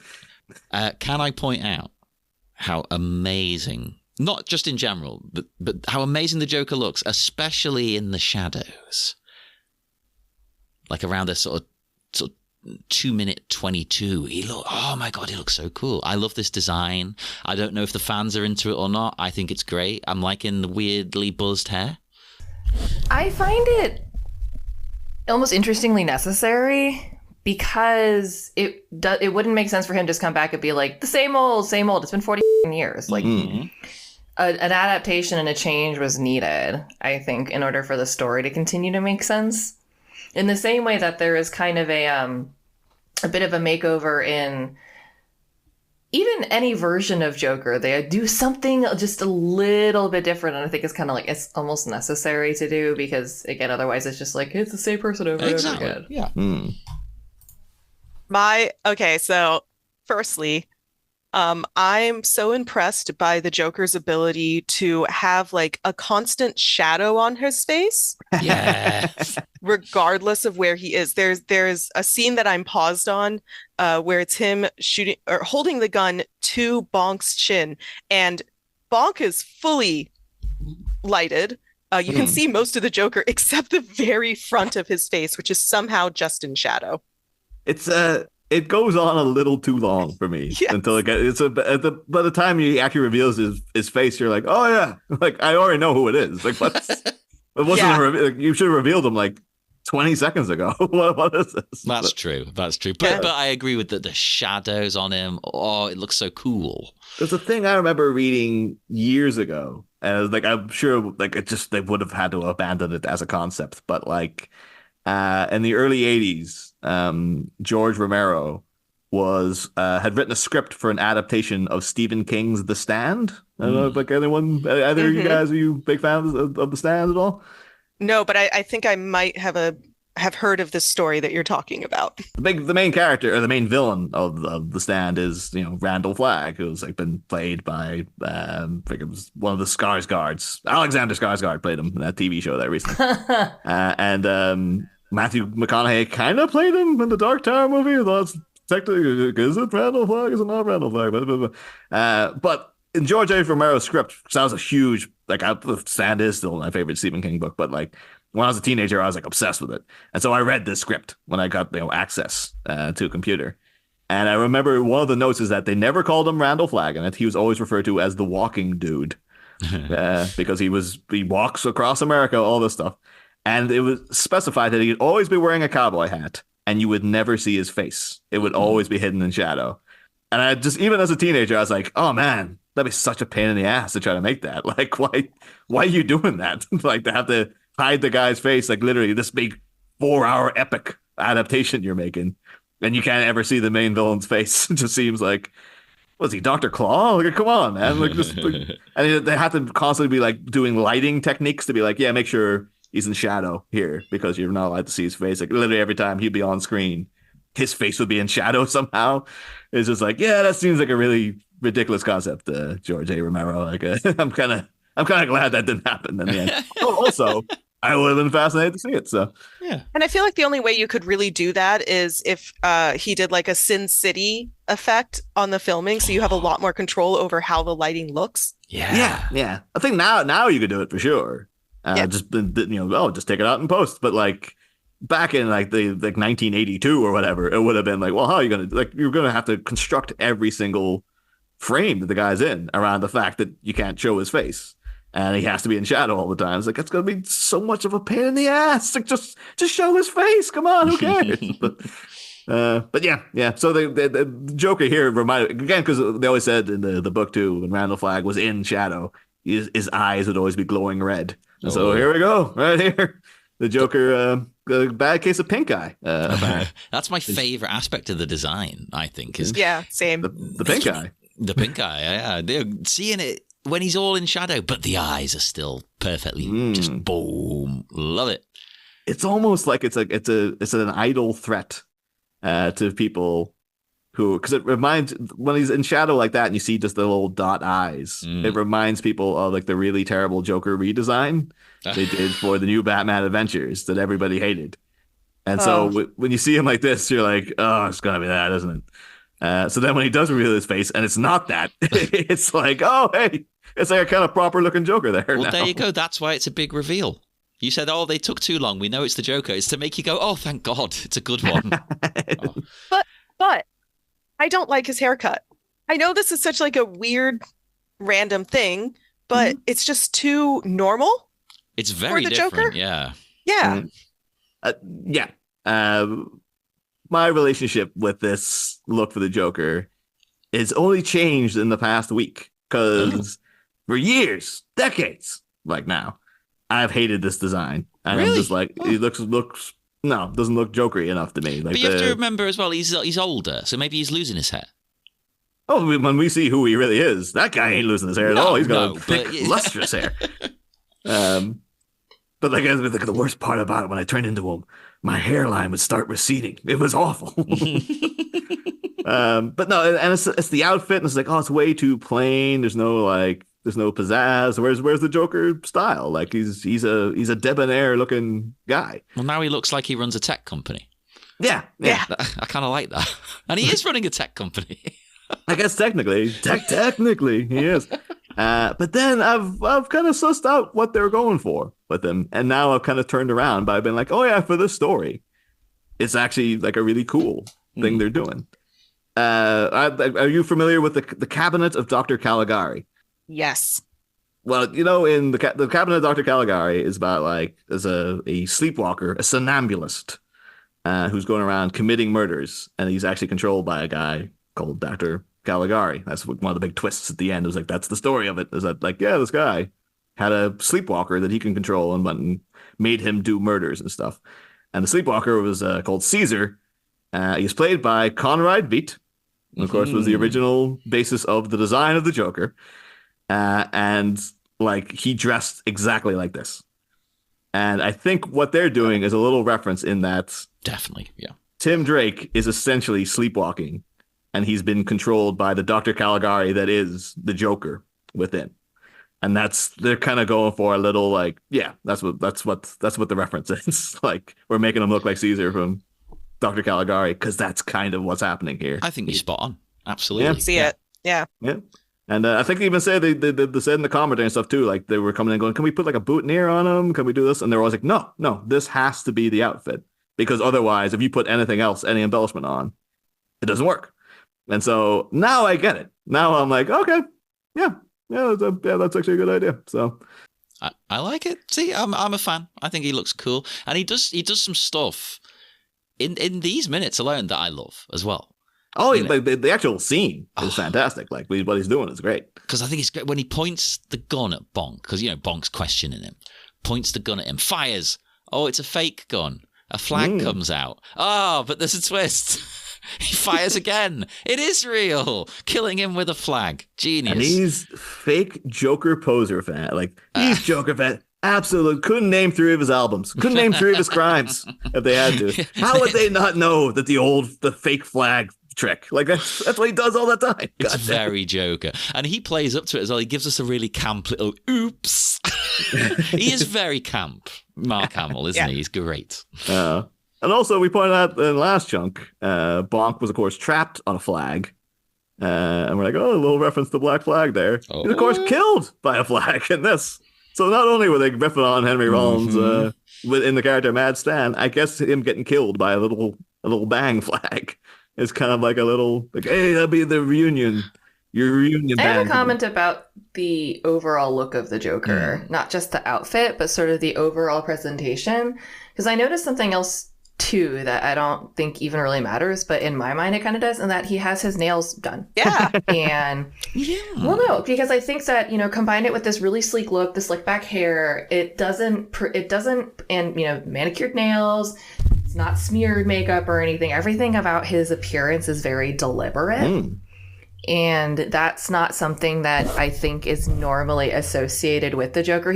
I'm an agent of chaos. I'm the clown prince of crime. It's not normally where you're going with him, but I like that in this version, he is older. He's not, me smoking out back at 35 anymore. It's like, this is a man in his 70s, 80s who's seen the world. Like, he has a plan. He's got an overarching plan. And I think that his look really does reflect an older, more subtly subdued Joker, because he's still the Joker, but I think there's more deliberateness to his mechanics. This could just be me interpreting because I don't know a whole lot. No, I'm with you. I felt it was sort of a natural progression. I don't know. There's a distinct turn in him as well. Like exactly what you're saying there, Alexia, in that like even Mark Hamill apparently was very frustrated in recording, because he's used to like going and yes, I'm the Joker, and doing all the stuff. And like apparently he gesticulates wildly in front of the microphone when he's doing it and stuff. And they were just like, no, down. And he was just, yes, having to go into a disgrace to the name Joker, and just making it very subdued and very sinister and stuff. And it was a very deliberate play on their part. It's like, no, he's not the same guy that you remember. Like he's much more sinister in this version, which is great. It's a guy like, I know it might have been a pain in the ass to Mark Hamill to be like, I don't get to do all my usual stuff. Maybe he appreciated it though. Like, oh, okay, I see your vision. Okay, fine. Oh no, he flat out said that he didn't like doing it. Oh, he didn't like it at all. He was just outright frustrated by the whole thing. That's also what drove me to look up, is Mark Hamill actually doing the voice for this, watching the rest of the movie to see if the voice is a little bit different further on, because I was also noticing like this is not what the Joker typically sounds like. So it's kind of wondering, is somebody trying to imitate Mark Hamill? I think it's and that kind of stuff too is like maybe for like the fans back in the day who were like the little kids, I guess, probably wouldn't notice, but like people who are like really clued in and know it was Mark Hamill stuff, they might be going like, is it him? Did they get an impersonator in? Like what? Is this the real Joker? Is it not the real Joker? Because he doesn't sound right. He doesn't sound exactly the way I remember him. So it's a good play on their part. And also, well, I only really noticed like this past week in watching this segment, over and over. It's a really good setup to like what's actually happening. Like they're doing the thing, like again to go to Fight Club, but like Edward Norton and Tyler Durden having the same briefcase. Yeah, as an allusion to the fact that they're the same guy.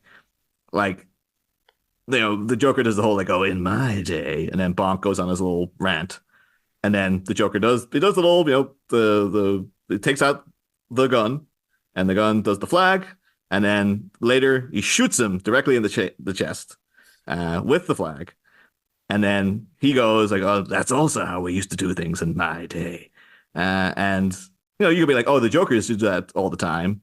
But, like, we never saw the Joker do that. We saw Tim Drake do that.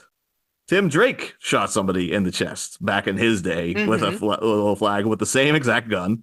And so Joker saying that, going like, oh, that's also how we used to do things in my day, is kind of like a little tip of the hand of like, in retrospect, watching it a second time, you're like, oh yeah, because he is Tim Drake. Like that's the thing. But it's Chekhov's time traveling gun.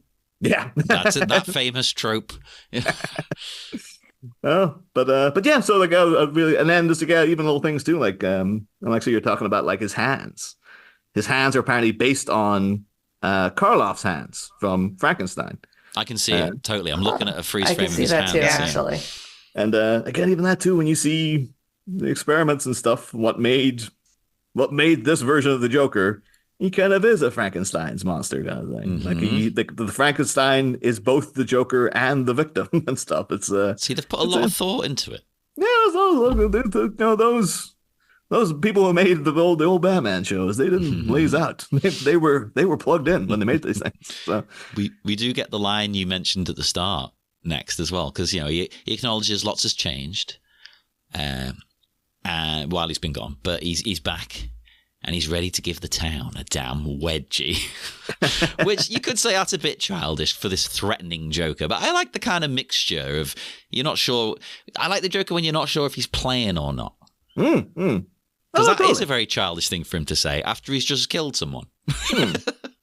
Yeah, but he would also literally come up with a gigantic pair of underwear to pull up over Gotham. Yeah. And that's what's great about him. Like, I don't want him to be too dark or too silly. I like this weird going back and forth. It keeps you on your toes. You don't know what you're getting with him. Yeah. This is all very consistent too with like the Joker we saw on Mask of the Phantasm. Because he did also have that thing of like seeming like he's about to kill you, and then don't touch me, old man. I don't know where you've been. Like going and then flipping back and forth. Like, is he friendly or is he not? And the whole thing too is like he's such a bully. Like in Mask of the Phantasm, he was just really relishing in bullying Sal Valestra, and he's doing the same thing here to the Jokerz. He's just like they are terrified of it because it really kind of. It shows you, again, like I was saying earlier, and like it's kind of their limits. Like they go off and rip off, supermarkets and stuff like that, and they'll go and like steal they try to steal that big satellite dish or whatever because he told them to. But then when a gun comes out and when he's actually killed their friend, and then when he's like properly up and like intimidating them, like they're properly cowering at him because they're just so terrified of this guy. You really gotta wonder like what he did when he first met them to like make such an impression where they're like, this old man seems like he's really tough or whatever. Like but yeah, the fact that all of them is like there's like, well, depending if you count Dee Dee as one person or not. There's 4 of them, 5 if you count Dee Dee as 2 separate people. Yeah, we still haven't come to a conclusion on that, have we?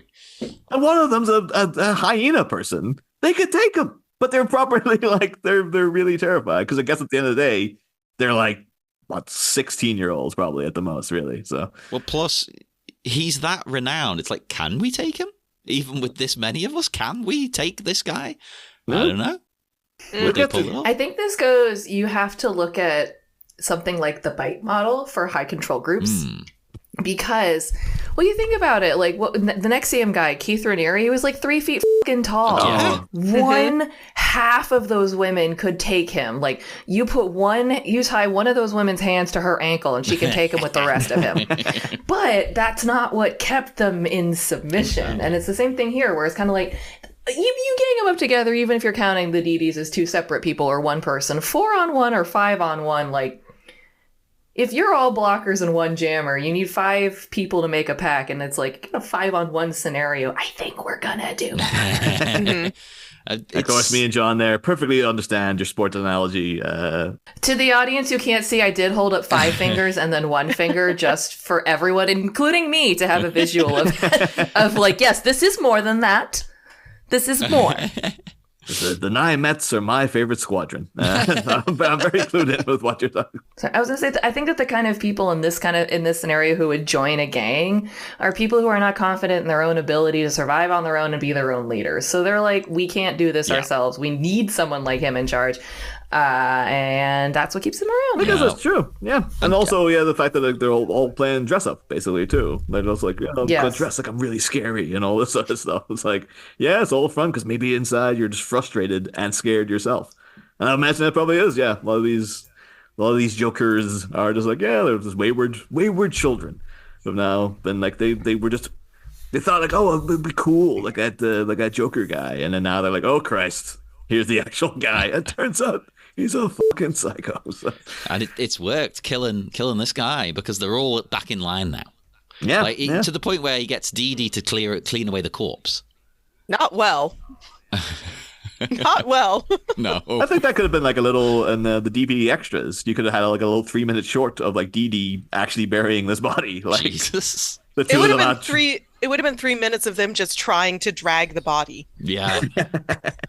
Rolling it down the stairs and then looking at each other like Henry Rawlings it down the stairs. That'd be great though. Just like, they try to push him out a window and it lands on the back of a police car, so they have to go after the police car to try to get the corpse back before they notice. And it's like, it's like be an old school Warner Brothers screwball thing. I'm like, DD in rolling down the stairs. Like, there you go. Speaking of old school Warner Brothers screwball stuff, there's a line from the Joker that I love again, because he forces them all. This is another like asserting his power thing. One by one, they have to say, "We're with you."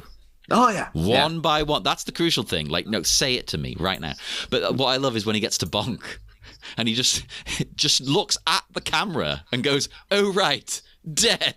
He's literally like talking to us, the viewer. It's mad. Yeah. I think it's such a good, like, that's a full blown, again, bully boy, but also cult technique as well. Yeah. I'm just getting them to repeat the thing over, and then it's just the fact that they very clearly said like, "We're with you," and then just to be like, little louder, like it's just he's great. It's creepy. Also should of course mention that there was a version of this. The original version of this film that came out, of course, was edited down quite a bit, and a lot of the bonk stuff was cut. Like, that's, dead. That shot of him lying, like, that was cut. That's the best bit of the movie. It's like his eyes roll back in his head. It's like, nope, too much. The DD's trying to roll the body off the table. It's like, nope, too much. Gotta get rid of that. Him, even the flag going into him. I was like, no, you gotta cut that. Like, that's too violent. Yeah, well, it for us Americans, it does kind of make sense, because I think this movie was released recently after the Columbine shooting in Colorado. Yes, it was. And I actually lived in the city where that shooting happened. So there's my little connection. So everybody was kind of on edge with shooty violence. So it's not super surprising that they had to censor it. Yeah. No, it's understandable. But thankfully now, America's got gun violence under control. Yeah, we're great. We can all just enjoy no problems at all. these things without any sort of horrible reminders of things that are going on every single day. Now America just gave up. It was like, now there's shootings every day. We don't need to censor anything. Yeah, in a way, that's far worse, isn't it? It's like, now it's so rife that it's like, we don't care anymore. It's like, what are you going to do? We can't stop it now. But yeah, John, you were saying that like the dead directly into the camera is a brick in the fourth wall.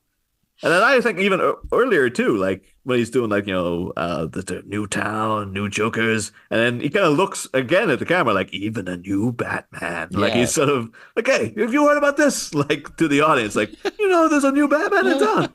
Can you believe this? If they did it in some other stuff, I might get annoyed, but it works so well in this. It's perfect.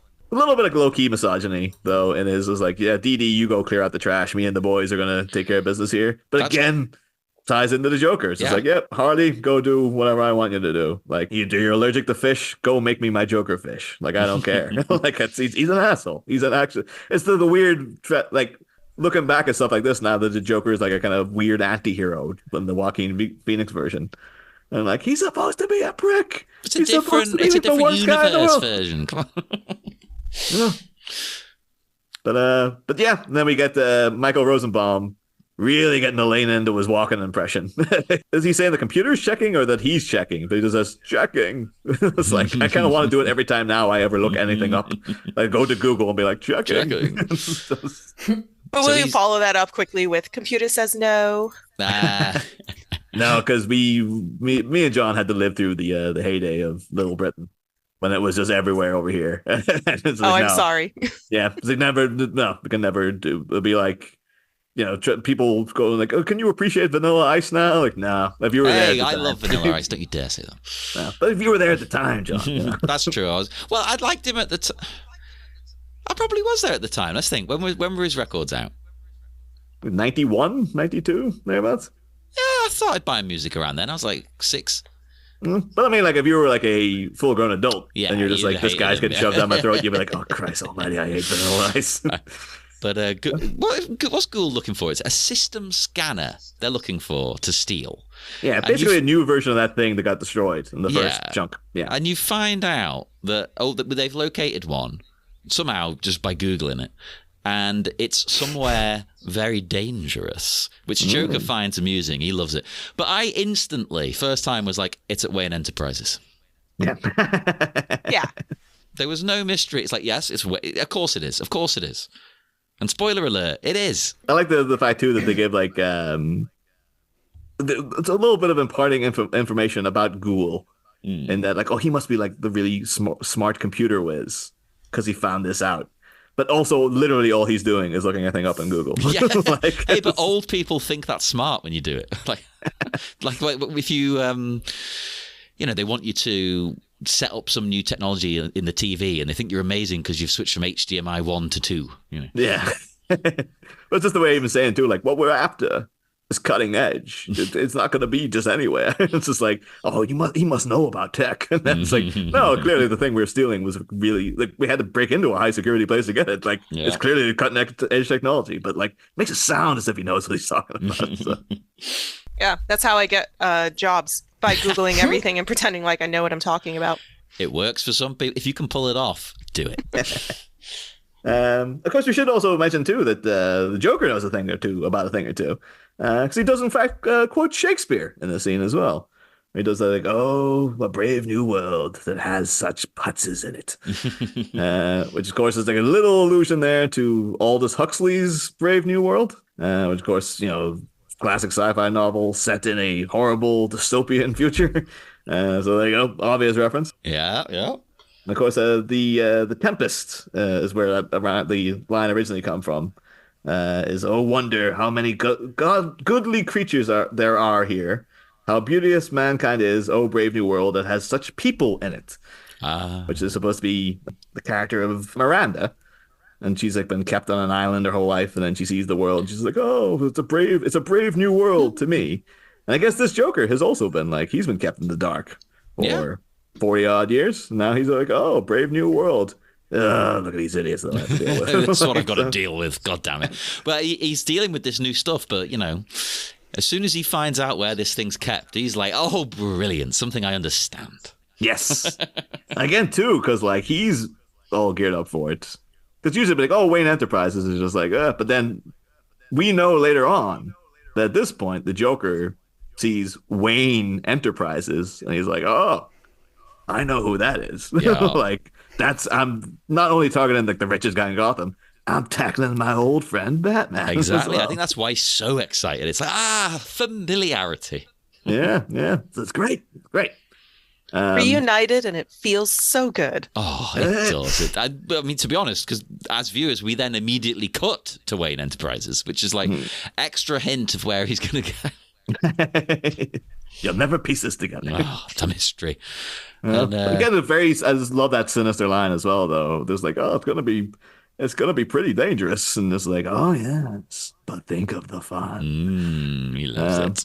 Beautiful, fantastically delivered by Mark Hamill. Again, you almost think he knows what he's doing, that guy. Yeah, he's done it one or two times, And then we got Wayne Enterprises, who apparently are skimping on the ice sculptors these days, because they just get halfway done and they're like, meh. Does your angel need a head or arms? It's concepts, it's fancy, it's it's highbrow. You don't understand.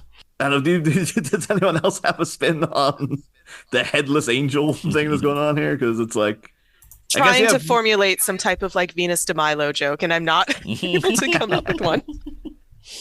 unless Bruce like watched the episode of Doctor Who with the the weeping angels. So he's like, oh, don't blink. Yeah. He's just like, I saw what happened to Carrie Mulligan. No, like get all the heads. I guess that's the way you get rid of weeping angels. Like any statue you see, like take their head off. And just in case, or maybe he starts off with the arms so they can't hide their face or whatever. Yeah. And I was like, hey, you know what? It's not good enough. Take the head off as well.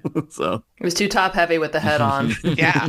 No, Alexia, you have a really good point. Maybe this was a regular humanoid angel with a biblically accurate angel head. It was just massive because it's just nothing but gigantic eyes. So kind of fell off.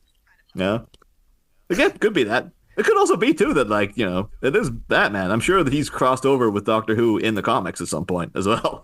You could just headcanon it. It was like, no, that's a legit weeping angel. And Batman defeated it. This is like, all right, I'll tell you how to deal with this. It's just like, got out his, Alfred. Like, Alfred in his dying days had to come out and build a chainsaw and take this thing down. I love it. He's like, everyone, just make sure you're watching it the whole time, okay? Now, we get Bruce introducing Terry to people, and we find out, surprise, surprise, Price hasn't bothered to show because he knows his days are numbered. He's running scared. He's like, I'm out of here. I need to find another job. It feels like they could have done a really obvious thing too of him coming up and like, yes, this is my new ward guy employee thing, Terry McGinnis, and just have like an old business associate like, oh, Bruce, it's been a while since I've seen you bring another random young boy out with you. Like, we used to do it all the time. I think it was weird enough when he was like a younger guy, but now it's just like, yes, I'm an old man, and this is the young guy who lives with me. You know? Okay, Liberace. They're just roommates. They're very good friends. Yes, it is Liberace though. It's like that. Yeah, he's just morphing Terry into him as well. So wear the white wig. It's insane. It's absolutely nuts.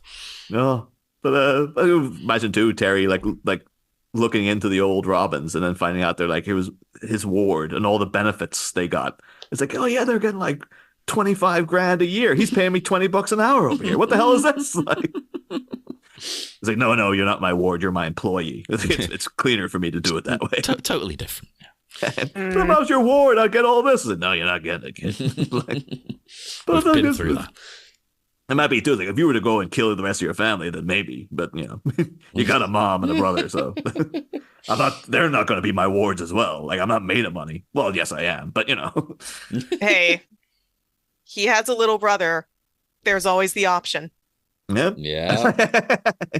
Bruce seeing the younger brother. Huh? I'll start training him up right now. Grooming, I think, is the term we like to use. He meets Terry's mom, and he's just like, "Here, I brought you a present." And she's like, "Oh, Bruce, pearls. This is very unusual. We've never met before, but thank you." Like, yes, why don't you accompany me to the theater tonight? And we can nip through Crime Alley for a quick bite to eat on the other side. Mm-hmm. Make sure to bring the kid. God. But yeah, and we get a little bit with one of Bruce's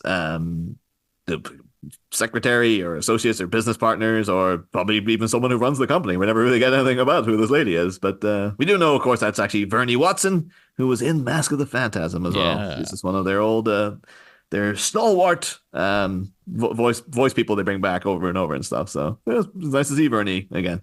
Always like it when it's a troupe. And yeah, that's kind of essentially the end of the chunk. The only other thing I want to ask is that because the Joker does have the classic line of I'm tanned, I'm rested, and ready to give this town a wedgie again. And like you guys are Americans. I have to ask, like, I have never witnessed a wedgie in real life. It's a thing that the American media seems to perpetuate as like, yeah, that's a thing that happens to when you go to school. It's just wedge-again. Like it's just, you're gonna get wedgies. You're gonna get. I think some people call them Murphs. What? Bill and Ted, of course, called them the Melvin, and all this stuff. The old classic Melvin. Yeah. So like, but are wedgies a thing, or is this just like is this a giant psyop buy, big underwear to get people to buy more. Wedgies are a thing in the same way that quicksand is a thing, and that it's like it's really blown up in cartoons, but your likelihood of witnessing it in real life is like pretty small. But your likelihood of experiencing it in real life by yourself, by your own underwear, is very high. Just the general wear and tear of underwear trying to find its way up inside of your organs. Yeah. Or if you offended your underwear somehow, sometimes it will give you a wedgie. As an American, I watched The Simpsons as a kid and lived in fear that wedgies would be a regular thing in school. And I have yet to hear somebody yell out that they're being wedgied. I have yet to witness a wedgie. But now that you're talking about it, I think I'm going to give somebody a wedgie. Well, you announcing on air that you've never received one. Now you're just asking for it. Someone's going to get now you, the audience, it could be any one of you. You'll never see her coming. I'm so glad this is not a video episode that you're releasing so people can see my face. And next time that you two meet up, just be like Alexia, the guy, and you up and down, like, it's not going to be me, is it? It's like, maybe it will be you. Sometime, someplace. You never know. I'm going to give somebody a wedgie. You won't know when. Matt needs to look out. You're doing this is your Taken monologue right now. Like, I will find you. And I have a very particular set of skills. Been able to stretch an elastic band to obscene lengths. I always remember it from specifically The Mask. And The Mask TV show, because he always did what was the atomic wedgie, whereas he'd actually get the underwear over the head. And he always did it to the two cops, because I think he did it once in the movie. And of course, the cartoon's like, okay, that's his thing. He always gives those guys an atomic wedgie every time he sees them. So I thought, like, oh, this is just a thing that happens all the time. And then in my school, it didn't, like, ever. And then I just like, oh, it's a thing that Americans have just made up. Like, like people, what do you call that movie with Anna Kendrick? The singing one. Pitch Perfect. Yeah, like people liking Pitch Perfect. Like, it doesn't exist in real life, but for some reason the media perpetuates the idea. Like, oh no, this was people. I think that way back in like the 1940s, one guy got a wedgie and was really embarrassed and just spread the story around, making it seem like it happened to everybody. It's not just me. No. It was also like a whole trend of like the late 80s, early 90s, where wedgies were just everywhere. There were like that is the time period for Bill and Ted. That's the time period for The Simpsons. Mm-hmm. It just became a thing. I feel like it happens to like Anthony Michael Hall in 16 Candles or something too. Like, I feel like there's got to be it might have been a thing. Like, it was perpetuated more by movies because they're like, we gotta think of a way to visually represent these nerds getting bullied. So stuffing them in the locker, we've done that. Shoving pencils up the nose, we've done that. This one thing happened this one time, and there you go. And then the wedgie took off from there. It's been like, no, this happens everywhere all the time. So there's so much so that it's just like, yeah, if you're doing a kids TV show, you gotta have a wedgie in there at least once every 5 episodes, because that's just the wedgie quota. Yeah. I did also finally find out, too, that because I was like, why is it called a wedgie to some people? That makes sense. Why is it called a Melvin? And then looking it up, apparently people are saying that the Melvins, when you do it from the front. The wedgie's the back, Melvin's the front. But then the writers of Bill and Ted claim that they made that up. And it's like, no, Melvin's is another word for a wedgie. Like, it's not from the front, it's from the back. Because when they Melvin death, they're doing it from the back. Yeah. So, and then in finding out that fact, I discovered that one of the writers of Bill and Ted used to be married to John Cleese's daughter. What? Which was, and one of them is the son of sci-fi writer Richard Matheson, which I was like, the guy who wrote I Am Legend. I'm like, wow, that was a lot to find out in a random looking up what a Melvin was. It was a roller coaster. Yeah, but that's what you get from Batman, baby. We give you all the random crappy fact. Well, you say that's crappy fact. Well, you didn't say it. I said it. Yeah. You've had the water cooler when you're out at the giant lava lamp nightclub tonight. You can be raving in people's ears like, did you know that one of the writers of Bill and Ted used to be married to John Cleese's daughter? No, it's perfect because somebody will tell that, and before they know it, I'll be behind them giving that person a wedgie.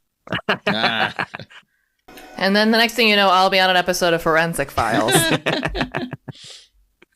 I think that could be one of your moves, though. Actually, if you want to steal Galley's thunder, Alexia, when you're out on the track, just go up behind people and just give them a wedgie in the way past. Yeah. And just... I don't think that's going to get me with any trouble with the referees at all. They've probably never seen it happen. They won't know what to do. You know what's funny is that I bet they've seen it happen by accident because all kinds of weird shit happens on the track. There's a really unflattering photo of a friend of mine where she her face is just, and it's because by nature of everything happening, someone's hand has found its way up in between her legs and into an extremely sensitive area. And someone managed to, sadly for her, capture that moment on photograph. Oh no. Oh no, I have one. I have a really bad photo. I'm like getting up in a weird way, but like I fell in a funny way where like my legs were kind of spread, and you can see what looks like white underwear. But I'm like, I don't own white underwear, and I happen to know that was the wings of a pie. Oh no! I'm just like, why does sports photography exist? They're doing it deliberately. It feels like that sometimes. It feels like those faces of the Olympics gallery that come out every Olympics where it's like, here's the athletes' faces and it's some poor ping ponger looking like they're being kicked in the balls. Just like, it's like, we got it. We print it quick.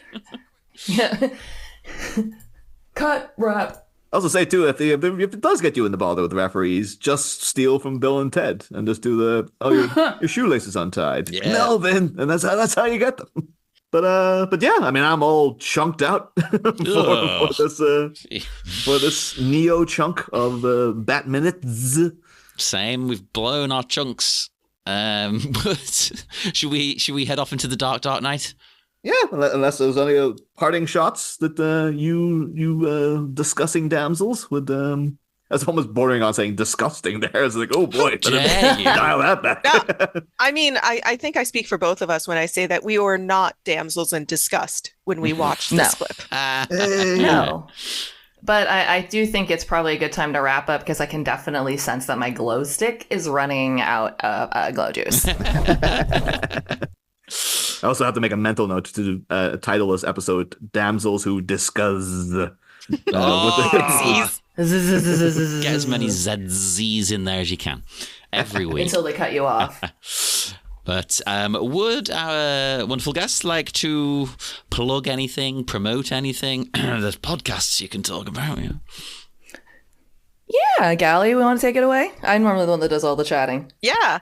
So if you liked our voices, then you'll love listening to us more on our own podcast, Damsels Who Discuss, where, as we said at the top of the hour, we are going through all of the Disney animated movies in chronological order. At this point, I think we're actually up to the movies that we all recognize. We're into the Little Mermaids, the Aladdins, the fun movies that we remember as kids. Beauty and the Beast. I think our most recent episode we did Beauty and the Beast. Hey. You gotta choke down the Oliver's Company so you can get to the Lion King. Oh, we did. We did. And for those of you who didn't like our voices, you can get the fuck out. Yes. Tell them all. I also say too, because I know, Alexia, you're a big fan of The Little Mermaid, and just seeing these episodes are a bit long. Just seeing the Damsels Who Discuss episodes, were just part 1, 90 minutes. Yeah, Part we 2, did we minutes. did a really long one on The Little Mermaid because. Well, we also in the same way that you guys were talking today, we used The Little Mermaid as also a catalyst to kind of talk about nostalgia and growing up in the 90s. So it turned into a much bigger thing. And I also go into it more in the episode, but I had open heart surgery around the time that the movie came out on VHS. So it was very important to me as a child. Okay. Sorry, Gally had a thought. And I was just going to say, and I also spend about 30 minutes of the podcast discussing Henry Rollins. So, there's a lot of similarities. You can't get rid of him. He comes up in every show, goddammit. Well, if you want to hear more from us, if you want to talk to us about Henry Rollins, then why not? That's when Ariel got her voice back. It was just Henry Rollins' voice coming out. Eric was like, "Well, Henry, are you a Black Flag guy?" It's a double-edged sword. It's like, okay, well, you've got your voice back, but but you're a hardcore punk singer. We have to get that T-shirt up on our Fee Public though. It just says, "Are you the Black Flag guy?" on it. I think we can make our own Black Flag knockoff T-shirt. Everyone's done it at this point. I don't think we'd be sued. There's about 1,000 copies of it that are done funny. Like Bat Flag? Yeah, Bat Flag. Ooh, Bat Flag works. We're totally doing it. I'll find you some good examples to copy. But yes, come and speak to us on Facebook at the Bat Minute Listeners Cave. On Twitter, I'm still calling it that, at Bat Minute. Not that we use it very much at the moment. Instagram, the Bat Minute. And why don't you check out our network, Sleepy Charlie Media, on Patreon. You help out the show with a little bit of money, $2 here, $2 there. You get some bonus stuff in return. To be nice, we give you episodes, even more. I don't know what will be out by the time you hear this. I don't think we were doing a Batman comic. We might still be in the middle of doing that because the issues are so delayed. Yeah. But keep fingers crossed. It's supposed to be issue 2. Yeah. Issue 1 was out in November. Issue 2 is supposed to be coming out this week. We'll see. We'll see. Don't hold your breath. If it doesn't, we'll give you a different episode. So you're not going to be missing out. Check all of that out and join us again in 1 week for more Bat Minute Beyond. Next time, reunited and it feels no good.